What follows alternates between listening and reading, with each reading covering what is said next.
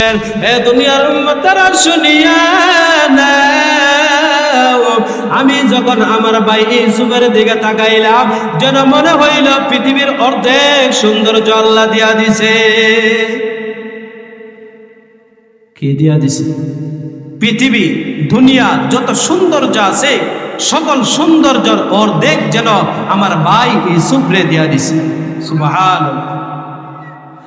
ইউসুফ নবী আমার দিকে তাকাইয়া ইউসুফ নবীকে জিবরাইল আমিন পরিচয় করাইলেন। তিনি হইলেন সেই নবী যারা 10 ভাই ষড়যন্ত্র কইরা কূপের মধ্যে ফালাইছিল। ঠিক কিনা? কিসের মধ্যে ফালাইছিল? একটা কারণ শুধু, বাবা কেন সন্তানকে বেশি মায়া করে, তাদেরকে কেন মায়া করে না? এই একটা কারণে ভাইয়ের প্রতি ভাইয়ে জুলুম করছে, ভাইয়ের প্রতি ভাই অন্যায় করছে, ভাইয়ের প্রতি ভাই অবিচার করছে। তারপরে আমার আল্লাহ ইউসুফ নবীকে সম্মান দিয়া মিশরের রাজা বানায়া দিয়েছে। কিসের রাজা? মিশরের রাজা বানায়া দিয়েছে। ইউসুফ নবীকে যখন তৃতীয় আসমানের মধ্যে দেখলো, চতুর্থ আসমানের দরজার প্রান্তে গিয়া জিবরাইল আমিন চতুর্থ আসমানের মধ্যে ওই জায়গার মধ্যে দাঁড়াইয়া যখন সালাম দিলেন, সালাম দেওয়ার সাথে সাথে তৃতীয় চতুর্থ আসমানের ফেরেশতা বলতেছে, তুমি কে? বলে আমি জিবরাইল। বলে কে তোমার সঙ্গে? বলে মুহাম্মদুর রাসূলুল্লাহ সাল্লাল্লাহু আলাইহি ওয়াসাল্লাম। বলে অনুমতি কি নেওয়া হয়েছে? বলে অনুমতি নেওয়া হয়েছে। চতুর্থ আসমানের মধ্যে গিয়া দেখলেন ইদ্রিস আলাইহিস সালাতু ওয়াস সালামকে। কোন নবীকে? ইদ্রিস নবীকে।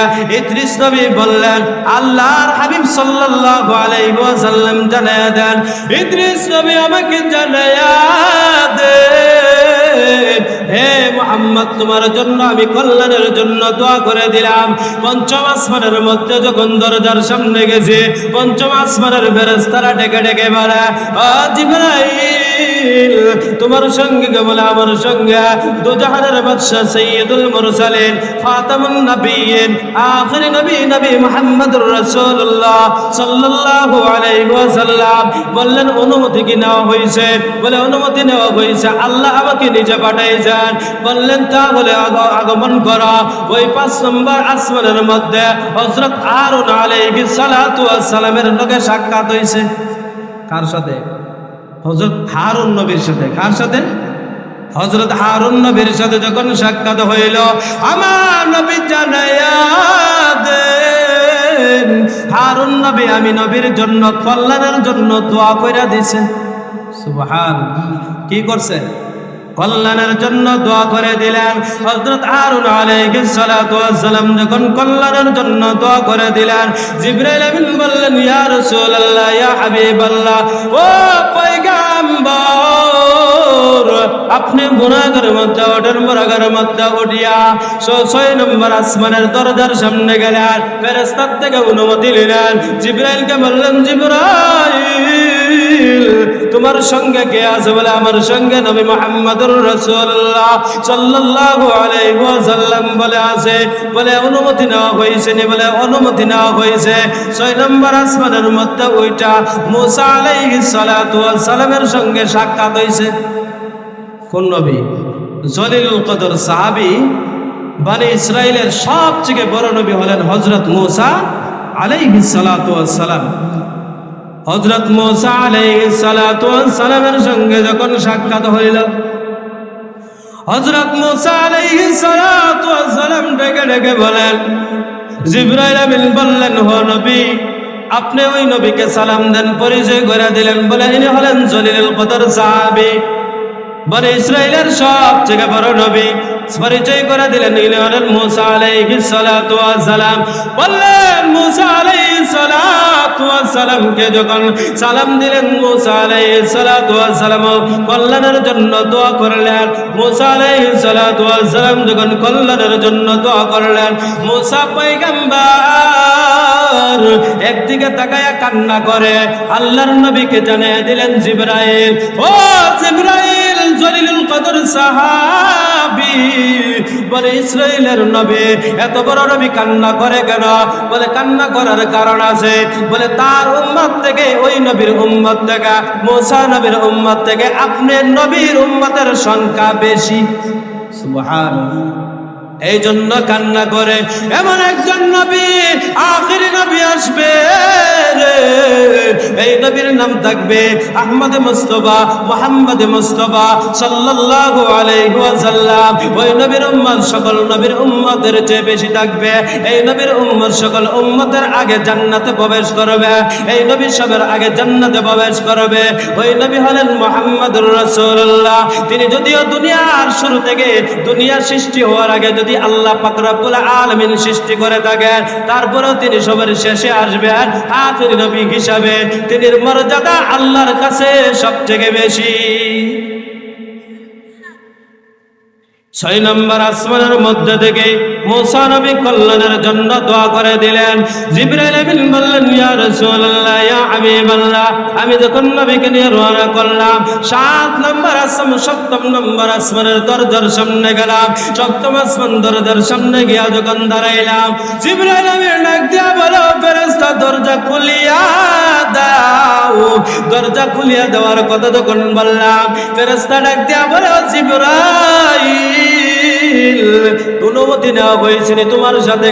বলে, আমার সাথে মুহাম্মদুর রাসূলুল্লাহ সাল্লাল্লাহু আলাইহি ওয়াসাল্লাম। যখন এই কথা বললেন নবী মুহাম্মদুর রাসূলুল্লাহ সাল্লাল্লাহু আলাইহি ওয়াসাল্লাম, 7 আসমানের দরজা খুলে দেওয়া হয়েছে। 7 আসমানের দরজা খুলে দেওয়ার পর একটা জায়গা আছে, ওই জায়গার নাম হলো বাইতুল মামুর। জায়গার নাম কি?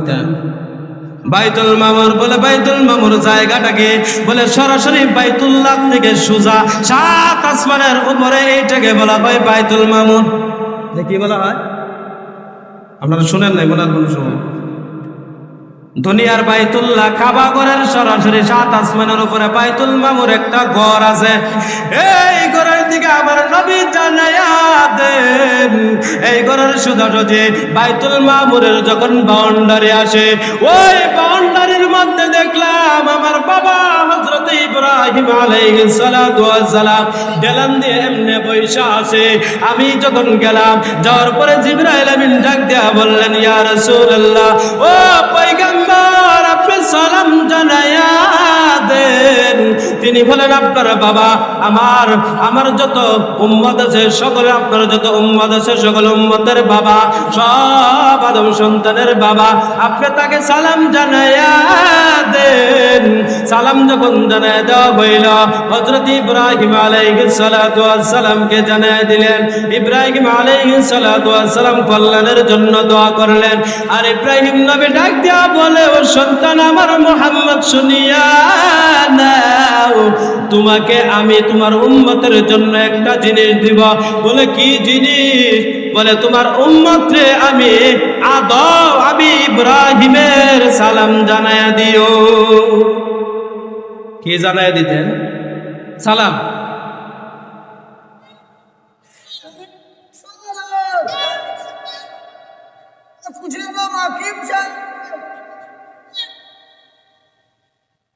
বাইতুল মামুরের মধ্যে যখন ইব্রাহিম নবী বসে আছে, বাইতুল মামুরের ভিতরে প্রতিদিন প্রতি সময়ে 70,000 ফেরেশতা নামাজ আদায় করে। কয় হাজার? বোঝেন না? কয় হাজার? 70,000 ফেরেশতা একবার ঢুকলে কিয়ামতের আগে আর কোনো সিরিয়াল পাইতো না। একবার ঢুকলে কি দেন?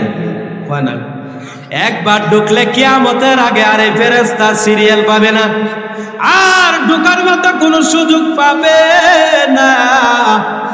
তাহলে বুঝেন তো ফেরেশতা কেমন আল্লাহ সৃষ্টি করছে, ফেরেশতার সংখ্যা কেমন হবে? সবাই বলেন না, ফেরেশতার সংখ্যা কেমন হইব? অসংখ্য। ফেরেশতার সংখ্যা কি?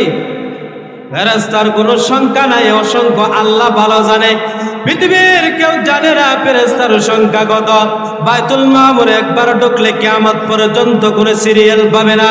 আল্লাহর নবী জানিয়ে দিলেন, আমার বাবা যখন হযরত ইব্রাহিম আলাইহিস সালাতু ওয়াস সালাম বাইতুল মামুরে ঢেলান দিয়া বসলেন, আমি বাবা তোমার হযরত ইব্রাহিম আলাইহিস সালাতু ওয়াস সালাম ডাক দিয়া বললেন, ও সন্তান আমার মুহাম্মদ,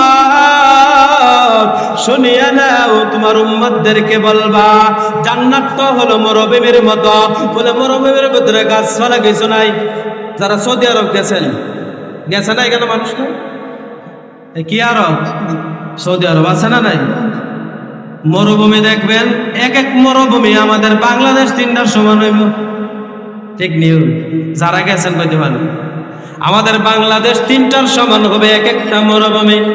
ওই মরুভূমিতে কোনো গাছ নাই, কোনো পালা নাই, কোনো ঘরবাড়ি নাই, কোনো কিছু নাই। আল্লাহর নবীকে জানিয়ে দিলেন, ও সন্তান আমার মুহাম্মদ, তোমার উম্মতদেরকে জানিয়ে দিও জান্নাতটা মরুভূমির মতো, কোনো গাছপালা কিছু নাই। জান্নাতে যদি তারা গাছ রোপণ করতে চায়, তারা যেন বলে সুবহানাল্লাহ, আলহামদুলিল্লাহ, লা ইলাহা ইল্লাল্লাহ, আল্লাহু আকবার। এইগুলা হলো জান্নাতের গাছপালা। সুবহানাল্লাহ কইতেন না? সুবহানাল্লাহ যদি একবার বলেন, এটার ফজিলত আমি একটু বলি। জান্নাতের ভিতরে এমন একটি ফল গাছ দেওয়া হবে রে মুমিন মুসলমান, ওই জান্নাতটার ভিতরে এমন বড় গাছ দেওয়া হবে, একটা তেজি ঘোড়া, সবচেয়ে শক্তিশালী ঘোড়া, সবচেয়ে বেশি দৌড়াইতে পারে, এই ঘোড়াটা গাছের ছায়া পরিবর্তন করতে, ছায়াটা আপনার দৌড়াইতে 500 বছর সময় লাগবে। কয় বছর? 500 বছর সময় লাগবে। গাছের দৌড়া শেষ হবে, কিন্তু গাছের ছায়া শেষ হইতো না। ছায়া বুঝেননি? গাছের নিচে যে গাছের একটা আঁচকা পরে বা ছায়া পরে, এটারে বলা হয় গাছের ছায়া। 500 বছর দৌড়াবে, তারপরে কি শেষ হবে না? গাছের ছায়া শেষ হবে। তাহলে হযরত ইব্রাহিম আলাইহিস সালাতু ওয়াস সালাম জানিয়ে দিলেন, ও সন্তান, আপনি আপনার উম্মতদেরকে জানিয়ে দেন, আপনি বলবেন তারা যেন মরুভূমির মধ্যে তারা গাছ রোপণ করে। সুবহানাল্লাহ বললে গাছ রোপণ হবে, আলহামদুলিল্লাহ বললে গাছ রোপণ হবে, আল্লাহু আকবার বললে গাছ রোপণ হবে, লা ইলাহা ইল্লাল্লাহ, আল্লাহু আকবার বললে গাছ রোপণ হবে। তাহলে আমরা এই তাসবিহগুলা বলার দরকার আছে না নাই? বলার দরকার আছে না নাই? বেশি বেশি বলবেন 5 ওয়াক্ত নামাজের পরে। বলে হুজুর আমরা তো নামাজই পড়ি না, তাসবিহ গরম দিতে আছে না নাই? নামাজ পড়ে না, তাসবিহ দিয়ে হইব কি? তা নামাজ মূল হইল গিয়া কি? নামাজ মূল কি? নামাজ। নামাজ না পড়লে হাদিসের মধ্যে আছে ঈমান থাকে না। কি থাকে না?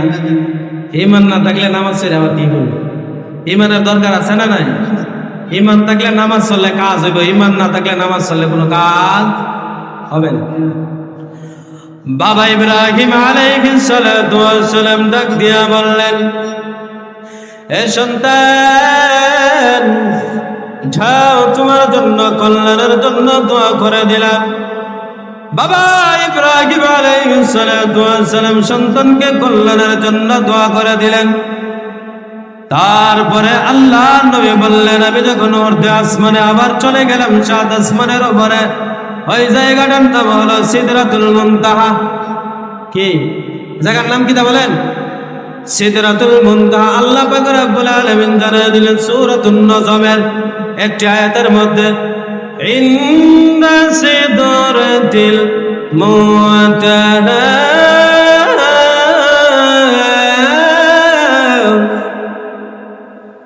আল্লাহ বলেন এটা এমন জায়গায় অবস্থিত, সমাপ্ত সুযোগ একটি বড়ই গাছ, সমাপ্ত সুযোগ এটা হলো একটা বর্ডার।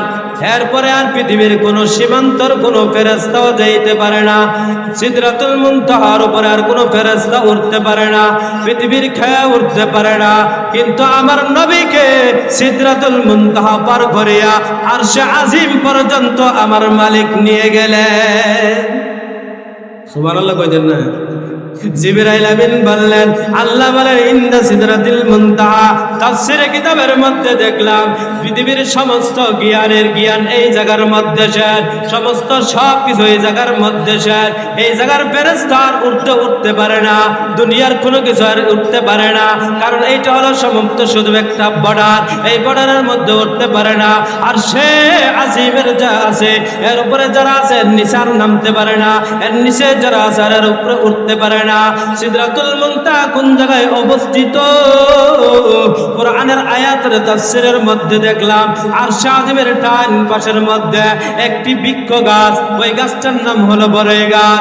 আল্লাহর নবী বললেন, আমি যখন এই গাছের মধ্যে গেলাম, ওই গাছের কাছে গেলাম,